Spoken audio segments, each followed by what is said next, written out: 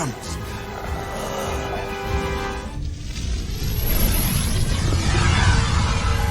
The circle is broken! Attack! Windows and doors are protected. Get down there! Go low! Go low!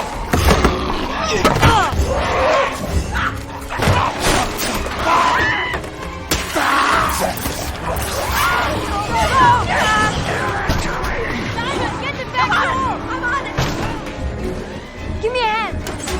Hurry, hurry! Go, go, go, go! Right. Come on, let's find her. You, over there. You, to the right. Wait a minute.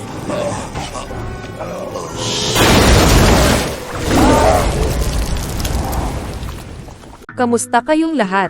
Nandito na naman tayo sa Filipino Chill Recap.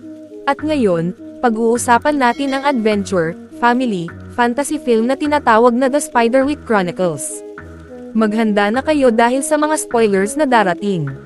Nagsisimula ang pelikula kay Arthur Spiderwick na nagmamadaling pumasok sa kanyang silid-aralan. Ang silid ay puno ng mga estant na may mga insekto at kakaibang nilalang na nakalagay sa mga garapon. Agad niyang pinagdudugtong-dugtong ang isang libro, at nang ito ay kanyang itali at tatakan ng kanyang marka ang pabalat, isang kakaiba at malahalimaw na tunog ang maririnig sa labas, habang ang iba't ibang uri ng mga nilalang ay umuungol.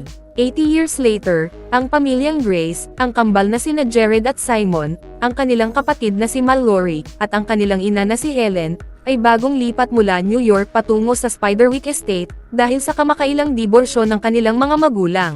Habang sina Simon, Mallory, at Helen ay nasa sabik sa paglipat, galit naman si Jared sa nangyari at tumatangging makipag-usap kan-inuman. Sa loob ng bahay, may narinig na mga yabag sina Helen at Simon, ngunit wala silang nakitang kahit sino sa dilim. Habang binubuksan nila ang mga ilaw, nagkaroon ng pagtatalo sina Mallory at Jared, at si Mallory, na nagsasanay ng fencing, ay hinampun si Jared ng kanyang espada. Gusto niyang magtagumpay ang paglipat nila sa bagong bahay, kahit ayaw pa ni Jared. Kalaunan, mag-isa si Jared sa labas at dali-dali siyang tumakbo papasok ng bahay nang makarinig siya ng mga tunog mula sa mga palumpong.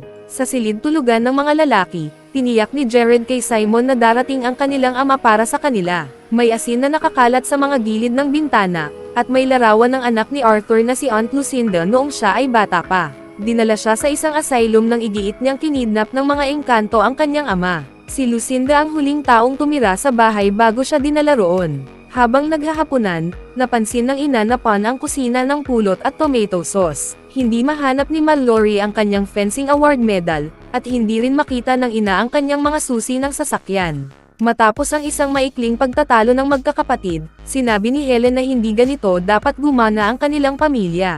Tumayo mula sa mesa sina Mallory at Simon, at nakatanggap naman ng tawag si Helen mula sa kanyang dating asawa. Masayang-masaya si Jared sa tawag, at ipinangako ng kanilang ama na sasanduan siya sa lalong madaling panahon. Pagkababa ng telepono, inakusahan ni Jared si Helen na hindi nito hinahayaang makita sila ng kanilang ama.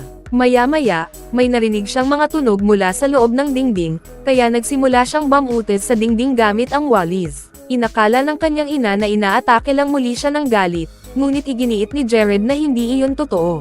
Dumating sina Mallory at Simon at narinig din nila ang mga tunog. Malakas na hinampes ni Mallory ang dingding gamit ang wallis, at biglang gumuho ang isang malaking bahagi ng dingding. Nabunyag dito ang isang dumbwaiter na pan ng samot-saring gamit. Dalawa sa mga iyon ay ang medalya ni Mallory at ang susi ng sasakyan ng kanilang ina. Inakusahan ni Mallory si Jared na siya ang kumuha ng mga iyon, at umalis kasama si Simon. Ginamit ni Jared ang dumbwaiter upang makaakyat sa attic, na tila isang lumang silid-aralan. Nakakita siya roon ng mga kakaibang larawan at mga libro, at nang buksan niya ang isang ball, natagpuan niya ang isang librong may balot na balat. Ang pamagat nito ay, Arthur Spiderwick's Field Guide to the Fantastical World Around You. Matapos makita ang libro, may narinig na naman siyang mga tunog at may napansing nakasulat sa alikabok, Jared Grace, leave this place. Mabilis siyang bumaba at napansing tulog na ang lahat. Ginaising niya si Simon upang ibalita ang kakaibang natuklasan, ngunit tila wala itong interes. Nagsimulang magbasa si Jared ng libro sa kama. Sa una ay binaliwala ang isang paalala na nag-uutos sa kanya na huwag basahin ang libro. Nang punatin niya ang pagkakatali ng libro, may narinig siyang mga ungol ng mga espiritong nilalang sa labas.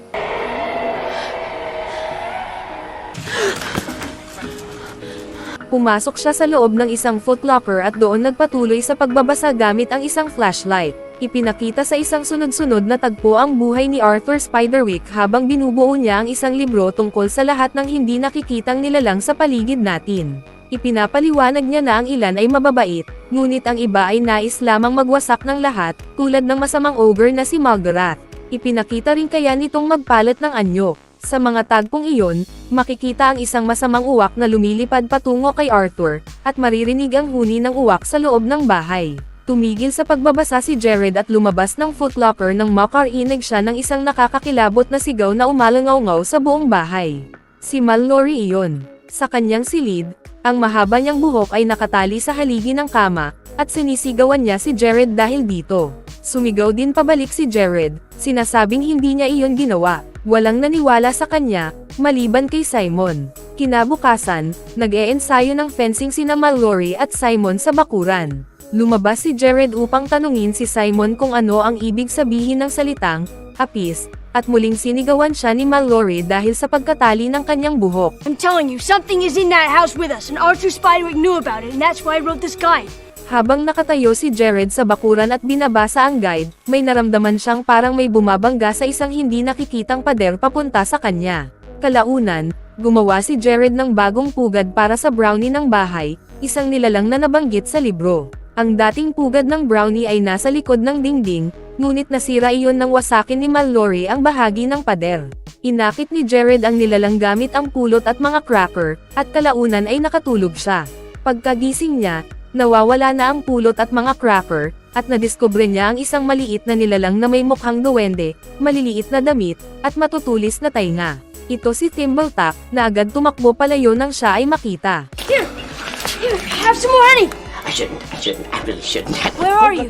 Why can't I see you? Maya-maya, muling nagpakita si Thimbletuck at biglang nagbago ang ugali nang malaman niyang binuksan ni Jared ang guide. Nagbago siya at naging isang matabang berdeng Bogart, at nagsimulang maghagis ng mga bagay kay Jared. Pinakalma siya ni Jared gamit ang pulot. Ipinaliwanag ni Thimbletuck na nais ni Arthur na manatiling ligtas ang libro magpakailanman. We must protect the book. Keep it in the circle, safe from the ogre. Circle, circle, little circle, broke the circle! Whoa, stop! What circle? Wait, I read about that. The protective circle. Safe in the circle, safe in the circle. Safe from who? Them! Pagkatapos nito, nakita ni Jared si Simon sa bakuran na naghahanap ng kanyang pusa. Bigla na lang dinampot si Simon ng mga hindi nakikitang nilalang at kinaladkad palayo. Ibinigay ni Thimbletuck kay Jared ang seal stone ring upang makita niya ang mga hindi nakikitang nilalang. Nakita ni Jared ang mayiksi at nakakatakot na mga goblin na buhat si Simon palayo. No! The book says or we all die! Mom! Where's Mom? She went to work, okay? I'm in charge. Tumakbo si Jared papasok ng kagubatan upang hanapin si Simon. Makalipas ang ilang sandali, nagtago siya malapit sa isang puno at nakita niya ang mga goblin na nag-uusap habang si Simon ay nakakulong sa isang hola. Habang iniisip niya kung ano ang susunod na gagawin, isang nilalang na ang pangalan ay Hogsquill ang biglang lumitaw sa likuran niya, na nasa loob din ng isang hola. Matapos kainin ng isang ibon, sinabi ni Hogsquill kay Jared na palayain siya upang maaari silang magkaisa at lumaban, dahil may plano siya na patayin si Mulgarath bilang paghihiganti sa pagpatay nito sa kanyang pamilya. Pinalaya ni Jared si Hogsquill, ngunit kalaunan ay lumabas na duwag pala ito at ayaw umatake sa mga goblin. Sa kabila nito, dinuraan ni Hogsquill ang mga mata ni Jared upang hindi na niya kailanganin ang Seeing Stone. Bago pa man maglakad si Jared upang iligtas si Simon, narinig niya ang mga goblin na tinatawag ang pangalan ni Mulgarath, at sinabi ni Hogsquill na tinatawag na nila ang halimaw. Nang magpakita ito bilang isang kakaibang lalaki, lumapit si Mulgarath kay Simon at hiningi ang field guide ni Arthur. Sinabi ni Simon na wala sa kanya ang libro, ngunit maaari niya itong hanapin at ibalik sa kagubatan. Nagustuhan ito ni Mulgarath, ngunit binalaan niya si Simon na kapag hindi niya naibalik ang libro, papatayin siya. Mukhang takot si Simon, ngunit pumayag siya sa kasunduan at pinalaya siya. Pagkaalis ni Simon, sinaway ni Margaret ang mga goblin dahil maling bata ang kanilang dinakip. Pagkatapos, sinabi niya na kailangan na nilang kunin ang libro mula kay Simon at patayin siya pati ang kanyang pamilya. Narinig ito ni Jared at agad siyang umalis sa kagubatan upang hanapin si Simon. Nang magtagpo sila, sinisi ni Simon si Jared sa nangyari sa kanya, at sinabi niyang kailangan nilang ibigay ang libro kay Margaret. Sinabi ni Jared na hindi iyon ang tamang gawin, at binanggit niyang nasa kanya pa ang libro. Agad na sinubukan ni Simon na agawin ang libro mula sa kanya, ngunit nakita ng mga goblin ang libro at agad silang lumapit sa kanila. Mabilis na tumakbo ang magkapatid, ngunit habang halos makapasok na sila sa protective circle, sinunggaban ng mga goblin si Simon at kinamot ang kanyang binti. Isinugol ni Jared ang sarili niyang kaligtasan at iniligtas ang kanyang kapatid, at pagkatapos ay sinabi niyang magiging ligtas sila sa loob ng bilog. Biglang lumabas si Mallory mula sa workshop at tinanong kung bakit sumisigaw si Jared. Agad siyang binalaan ni Jared na tumakbo papunta sa bahay, ngunit hindi niya maintindihan kung bakit niya iyon ginagawa. Bago pa man niya maunawaan ang nangyayari, inatake siya ng mga goblin, ngunit mabilis na ibinigay ni Jared sa kanya ang Seal Stone upang may pagtanggol niya ang kanyang sarili. Makalipas ang ilang sandali, nakalusot siya sa mga goblin at nakapasok sa loob ng bilog. Mukha rin siyang naguguluhan sa mga nangyayari, pero pumasok na lang si Jared sa bahay. Matapos nilang tulungan si Simon na linisin ang sugat niya, nagtanong si Mallory kung ano ang nangyayari, at ipinaliwanag ni Jared na gusto ng mga goblin ang libro. Tinanong ni Mallory kung saan niya unang nakuha ang libro, at habang ikinukwento niya ito, pinagalitan siya ni Mallory dahil palagi siyang gumagawa ng mga bagay nang hindi nag-iisip. Walang pakialam si Jared, pero habang nagtatalo sila kung ano ang gagawin sa libro, biglang lumitaw si Thimbletak at sinabi niyang hindi niya hahayaang ibigay nila ang libro kay Margaret dahil papatayin nito ang lahat. Iminungkahi ni Simon na sunugin ang libro, kaya dinala ito ni Jared sa labas para gawin iyon. Sa kasamaang palad, hindi nasunog ang libro, at sinabi ng mga goblins sa mga bata na makakahanap pa rin sila ng paraan para makatawid sa bilog at makuha ang libro. Pagbalik ng mga bata sa loob ng bahay, halatang nag-aalala si Mallory, pero sinabi ni Jared na hindi makakapasok ang mga goblins sa bahay dahil ang tanging paraan para sirain ang bilog ay gamit ang mga tagumpay lang nasa loob ng libro. Pagkatapos nito, sinabi ni Mallory na ayaw niyang matulad kay Lucinda, na ginugol ang halos buong buhay niya sa loob lang ng bahay. Napagtanto ni Jared na maaaring alam ni Lucinda kung ano ang dapat gawin, kaya iminungkahi niyang puntahan nila ito. Habang iniisip nila kung saang nursing home dinala si Lucinda, nakakita si Simon ng isang dokumento tungkol sa lugar. Sinabi naman ni Thimbletak na maaari silang pumunta sa syudad gamit ang isang lihim na lagusan. Iminungkahi rin niya na iwan ang libro sa loob ng bahay, at iniwan nga ito ni Jared at umalis kasama si Mallory para hanapin si Lucinda. Gayunman, nang susuriin na sana ni Thimbletak ang libro, napagtanto niyang niloko siya ni Jared at dinala pala nito ang field guide. Samantala, napansin ng mga goblin na nasa loob ng lihim na lagusan sina Jared at Mallory, kaya nagpadala sila ng isang halimaw para umatake sa kanila. What? Run!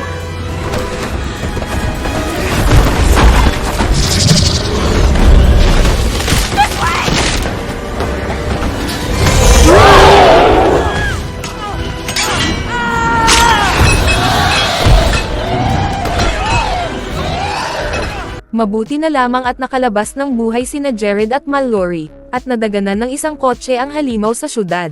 Habang papunta sila sa nursing home, nakita sila ni Helen mula sa bago niyang pinagtatrabahuhan, pero hindi siya makaalis dahil abala siya. Sa ibang lugar naman, nakakita si Simon ng isang pahina sa loob ng opisina ni Arthur na tumulong sa kanya na maunawaan na maaaring patayin ang mga goblin gamit ang pepper sauce. Pagkatapos nito, inilabas niya ang mga garapon ng pepper sauce at nagsimulang maghanda para sa pag-atake sa mga goblin. Samantala, nakarating sina Jared at Mallory sa nursing home at nakita nila ang isang bilog ng asin sa loob ng silid ni Lucinda. Nang tuluyan na nilang makita si Lucinda, nagkunwari itong pipi, ngunit nang banggitin nilang kakalipat lang nila sa bahay niya, tinanong niya kung bakit nila ginawa iyon dahil delikado iyon. Sinabi rin niya na hindi sila makakaintindi, pero sinabi ni Jared na naiintindihan nila. Pagkatapos, ipinakita niya sa kanila ang mga diwata na kausap niya bago sila dumating. Ipinakita rin ni Jared sa kanya ang field guide at tinanong kung maaari ba siyang tulungan na pabagsakin ang mga goblin at pigilan si Malgarath. Nagulat si Lucinda nang makita ang libro na nasa kanila, at agad niya silang dinala sa loob ng kanyang silid. Kinuha niya ang libro at sinabi niyang nagdala iyon ng paghihirap sa kanya at sa kanyang pamilya. Idinagdag niya na ang huling beses na nakita niya ang kanyang ama, sobrang balisa nito, at iyon din ang araw na inilagay nito ang protective circle sa paligid ng bahay. Sa araw na iyon, napagtanto ni Arthur na hinahabol ni Malgarath ang libro, kaya ginawa niya ang lahat para maprotektahan ito. Kahit na iminungkahi ni Thimbletack na sunugin ang libro, hindi siya pumayag at sinabi niyang kailangang protektahan ang libro dahil mahalaga ang impormasyong nasa loob nito. Matapos itago ang libro, lumabas na hindi alam ni Lucinda ang tungkol sa protective circle, at habang naglalaro siya malapit doon, dinakip siya ng mga goblin. Mabuti na lamang at agad siyang nailigtas ni Arthur, ngunit biglang lumitaw ang ilang nilalang na tinatawag na mga sylph at dinala siya palayo upang protektahan ang kaalamang taglay niya tungkol sa kanila. Hindi ito alam ni Lucinda, at napanood niya lamang ang kanyang ama na inililipad palayo habang sinasabing babalik ito balang araw. Idinagdag ni Lucinda na nang umalis siya sa bilog makalipas ang maraming taon, inatake siya ng mga goblin, ngunit nang ikinwento niya ito sa ibang tao, dinala siya sa nursing home. Nalungkot si Mallory nang marinig ang kanyang kwento, pero sinabi ni Lucinda na ang kanyang ama pa rin ang tanging makakatulong sa kanila. Mukhang nalilito si Jared dahil naniniwala siyang patay na si Arthur, ngunit sinabi ni Lucinda na ipinaalam sa kanya ng mga diwata na buhay pa ang kanyang ama. Sinabi niya pagkatapos na kailangan nilang hanapin si Arthur at dalhin sa kanya ang libro. Habang ibinibigay na sana niya ang libro, biglang inagaw ito ng mga goblin sa bintana at nagnakaw ng ilang pahina, ngunit mabilis na nagbato si Lucinda ng asin sa kanila. Halos agad-agad, pumasok si Helen sa silid kasama ang mga staff ng nursing home upang tanungin kung ano ang nangyayari. Ilang sandali pagkatapos, pauwi na sila, hindi naniwala si Helen sa mga ikinwento ng kanyang mga anak, at sinabi ni Jared na iyon ang dahilan kung bakit iniwan siya ni Richard dahil hindi siya marunong makinig sa kahit kanino. Walang sinabi si Helen, ngunit nang makarating sila sa bahay, sinabi ni Jared na galit siya sa kanya at ayaw na niyang tumira kasama siya. Matapos siyang pumasok sa loob, tinanong ni Mallory si Helen kung bakit hindi na lang niya sabihin kay Jared ang totoo, ngunit sinabi niyang gagawin niya iyon sa ibang pagkakataon. Samantala, ipinakita ng mga goblin kay Malgarath ang mga pahinang nakuha nila, pero galit pa rin siya dahil hindi nila dinala ang buong libro. Habang pinapagalitan niya ang kanilang pinuno, bigla niyang nakita ang isang pahina tungkol sa protective circle. Pagkabasa niya nito, nakahanap siya ng paraan para sirain ang bilog at sinabi niya sa mga goblin na kapag lumubog na ang araw, aatakihin na nila ang bahay. Habang nagsasaya ang mga goblin, narinig sila ni Hogsquill at sinabi niyang kailangan niyang balon si Jared. Sa ibang lugar, napansin ni Mallory na wala ang mga goblin sa paligid ng bahay, at nagulat siya rito, kaya tinawag niya si Jared. Mukha rin itong nagulat, pero sinabi niyang malamang ay sumuko na ang mga goblin.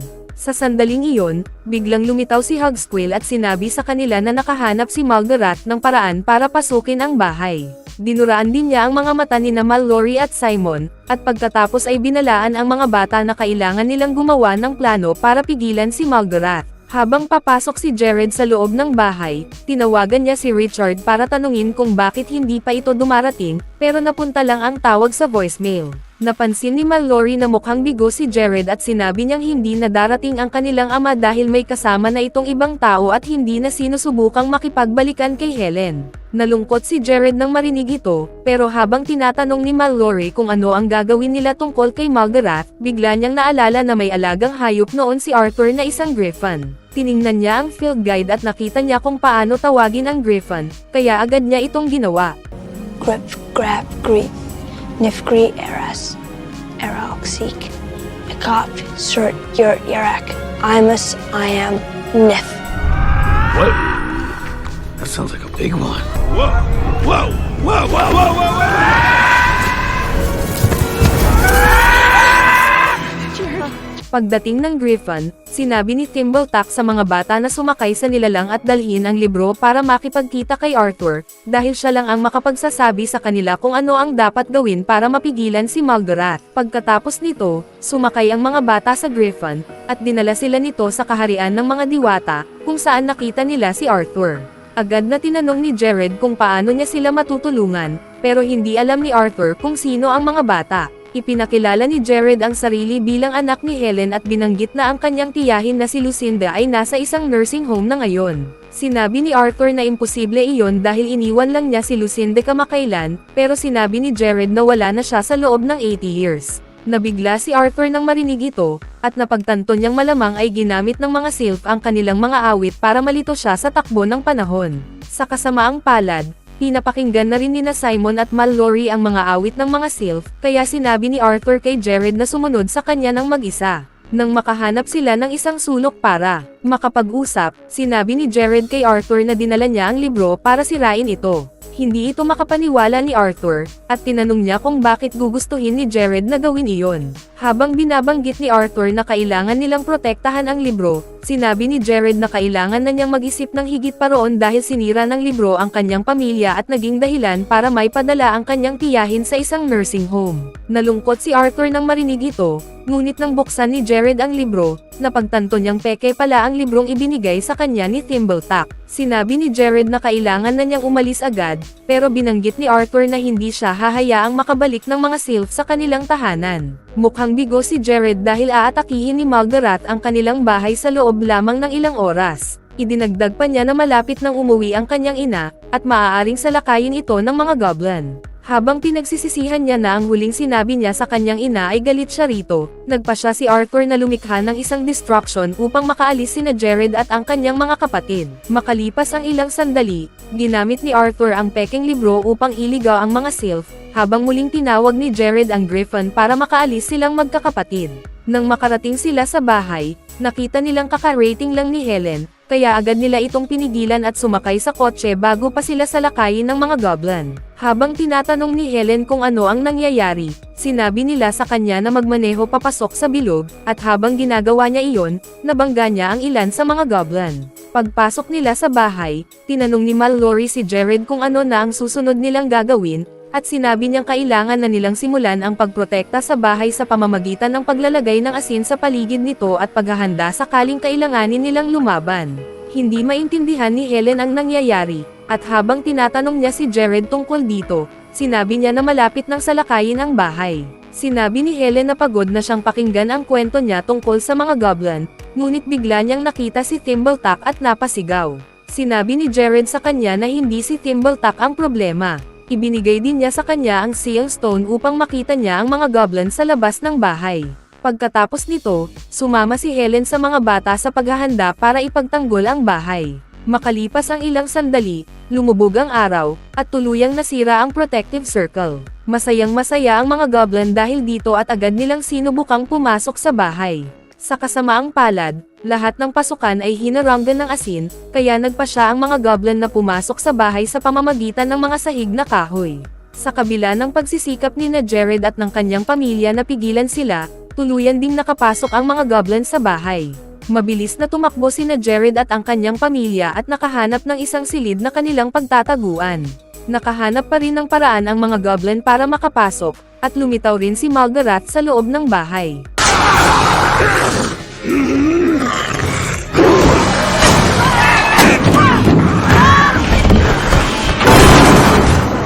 Pumunta ang pamilya sa kusina, at naglagay sila ng pepper sauce sa loob ng oven, pagkatapos ay humanap sila ng iba't ibang lugar na mapagtataguan. Pagpasok ni Margaret at ng mga goblin sa kusina, sinindihan ni Jared ang apoy na umabot sa oven at nagdulot ng pagsabog na nagkalat ng pepper sauce sa buong silid. Namatay ang lahat ng goblin, at nang lumabas sina Jared at ang iba pa mula sa kanilang pinagtataguan, nagsimula silang magtaka kung patay na rin ba si Margaret. Biglang may nagbukas ng pinto, at nakita nilang si Richard iyon, na nagtatanong kung ano ang nangyayari. Sinabi rin ni Richard na naroon siya para tuparin ang pangako niyang ibalik si Jared sa syudad. Masayang-masaya si Jared na makita ang kanyang ama, ngunit nang tanungin niya kung ano ang gusto nitong sabihin sa kanya, sinabi lang ni Richard na gusto niyang sabihin sa kanyang anak na mahal niya ito. Habang patuloy niyang sinusubukang hawakan ang field guide para malaman kung ano iyon, sinaksak siya ni Jared. Nagulat ang lahat, ngunit sinabi ni Jared na hindi iyon si Richard, at nag-anyong ama niya lamang si Margaret. Pagkatapos nito, ipinakita ni Margaret ang tunay niyang anyo at hiningi ang libro. Mabilis na tumakbo si Jared, at sinubukan siyang ipagtanggol ng kanyang mga kapatid, ngunit itinulak lang sila ni Maldarath palayo. Pumasok si Jared sa dumbwaiter at umakyat, at nagbago naman si Maldarath sa anyong ahas at sinundan siya. Pagdating nila sa opisina, sinubukan ni Thimbletuck na labanan si Maldarath, ngunit siya ay itinapon lamang palayo.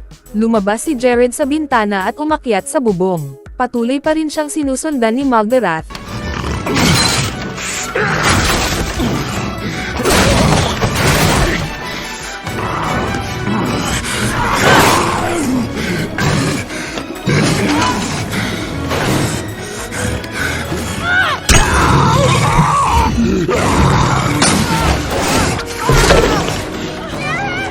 At nang wala na siyang matakbuhan, nakita niya si Hogsquill sa isang punong malapit. Inihagis niya ang libro papunta sa puno, at nang magbago si Maldarath sa anyong ibon, tumalon si Hogsquill papunta sa kanya at kinain siya. Habang lumalabas ng bahay si Helen at ang iba pa niyang mga anak, nakita nila ito at nagulat. Nahulog si Jared mula sa bubong, ngunit agad siyang sinalo at tinulungan ng kanyang pamilya. Nang tanungin niya kung napatay na ba nila si Maldarath, lumitaw si Hogsquill at nagyabang kung paano niya kinain ang halimaw at nakapaghiganti sa pagpatay sa kanyang pamilya.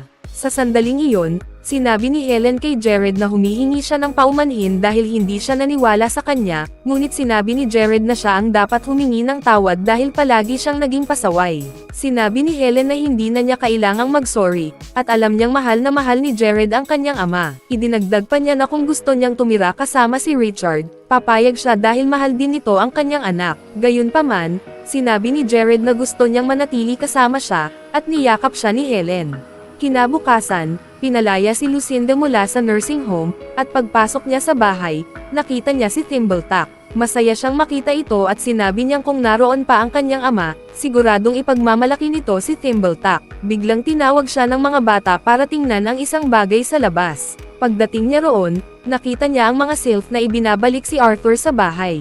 Masaya silang nagkita, at humingi ng tawad si Arthur sa pag-iwan sa kanya noong bata pa siya. Binanggit din niya na pinayagan lang siya ng mga sylph na makabalik dahil ligtas na ngayon ang libro. Sinabi ni Lucinda na masaya siyang bumalik ang kanyang ama, tulad ng ipinangako nito. Ngunit sinabi ni Arthur na hindi na siya maaaring maghintay pa dahil babalik sa kanya ang lahat ng kanyang mga taon at siya ay magiging alikabok. Tinanong ni Lucinda kung maaari ba siyang sumama sa kanya, at sinabi ni Arthur na maaari. Nang hawakan niya ang kamay nito, bumalik si Lucinda sa kanyang batang anyo, at dinala silang palayo ng mga sylph, habang masayang pinapanood ni na Jared at ng kanyang pamilya. Hindi sana muling nagkita sina Arthur at Lucinda kung hindi napagtanto ni Jared na kailangang iligtas ang mahiwagang komunidad. Kahit na siya ay isang matigas ang ulo na batang palaging kumikilos mag-isa, siya ang naging tunay na bayani ng kwentong ito. Lumalabas din na ang dahilan kung bakit palagi siyang pasaway noon ay dahil inakala niyang walang pakialam sa kanya ang kanyang ina, kahit na ang kanyang ama ang mas madaling nakamove on mula sa kanilang pamilya. Minsan, ang mga taong inaakala nating walang pakialam sa atin ang siyang tunay na pinakamalaking nagmamalasakit. Bago tayo magtapos ay isa-shoutout muna natin si Jomar Kamanian, Catherine Malyari, Patrick Manati, Wowie Boy, The Fighter Vlog, John G. Joseph Lee, Chris Lama Santiago from Barangay Baclaran Hinatuan Surigao del Sur, Ethan Cambea from Lapu-Lapu City, Jess Alingam Apac from Valenzuela, Jonalyn Lynn Carroll from Bacolod City, at Justin Blanco from Paranas. Mag-subscribe na kung hindi ka pa nakasubscribe, pindutin na rin ang notification bell at like button para sa marami pang movie recap katulad nito, at mag-iwan ng comment down below. And as always, thank you for watching.